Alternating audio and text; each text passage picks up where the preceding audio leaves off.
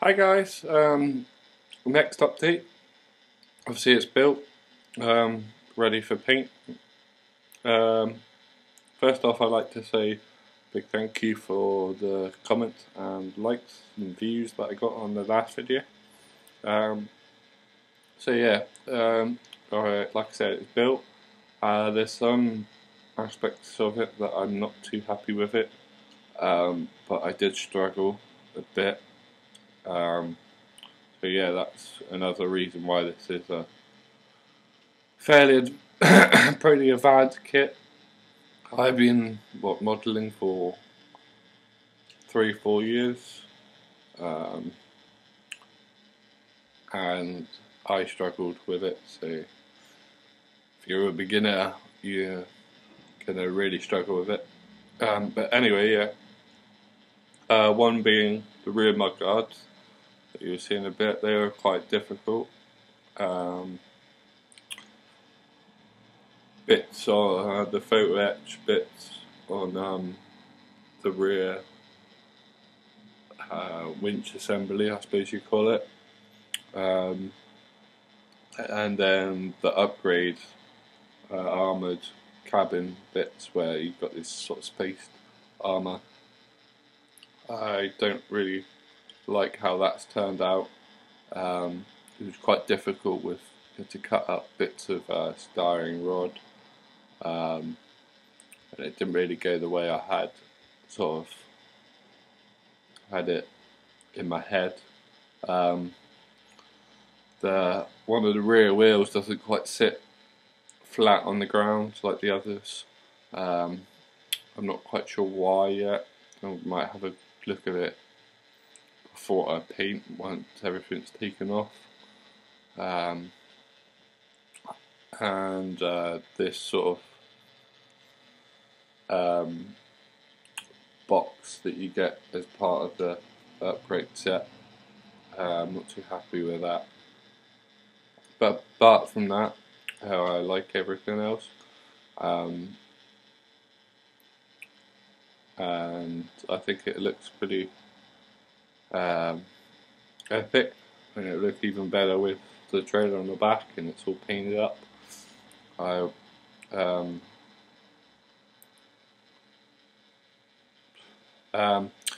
Yeah, so apart from that, a lot of it is still loose and not glued down. Might be why it's sitting properly. That's obviously loose, falling off. The spare wheel's loose as well as the wheels. The other tank on the other side, this box is loose. The cabin's loose, but it's still sitting quite sort of flush. This rear assembly's loose, and the bonnet's loose. This mudguard here doesn't quite sit quite right. It should be up further, but I'm hoping once I glue it all down, once it's all painted and that, it will sit better. And when I put the glass, this armour glass on the front, obviously because it's plastic on photo etch, I had to use super glue, and it frosted up the corners of the glass. I'm hoping that once it's weathered and that, it will hide that somewhat, but we'll see. What else? It was quite tricky with not only with this armoured panel, but when you put all the upgrades up for the armoured cabin, you lose some of the locating holes for some of the kit parts, like for example the handle rails. On the bottom you lose the holes for the exhaust, and on the other side for some of the boxes that you see on the driver's side. So you kind of have to guess where it goes, so there's a bit of trial and error there. And I forgot to say last time that I bought these for it as well, the real glass real lenses. You get like the headlights on the front, the spotlights on the back of the cabin. You get indicators and brake lights. I've never seen them before for a leather kit, so I thought I'd try them. But yeah, so hopefully you like it.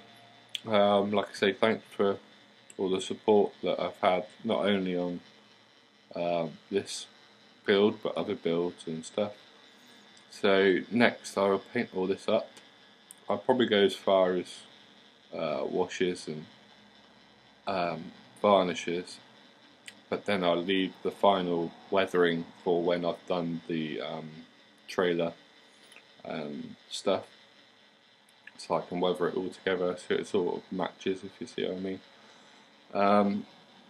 But yeah, hope you like it. I will probably see you in the next, well, I will see you in the next video when it's all painted, and hopefully things are sitting better and it looks better.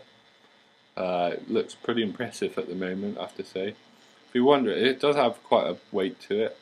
If you're wondering, it weighs about, I did weigh it, weighs about 250 grams. So it's quite heavy for a kit, and that's without the trailer. And obviously it's quite long too. I mean, I've had tanks on this mirrored turntable, and they sit basically on it, but this is hanging over the edge. But yeah, hopefully they like it, and I'll see you in the next video. Thanks, and have fun building.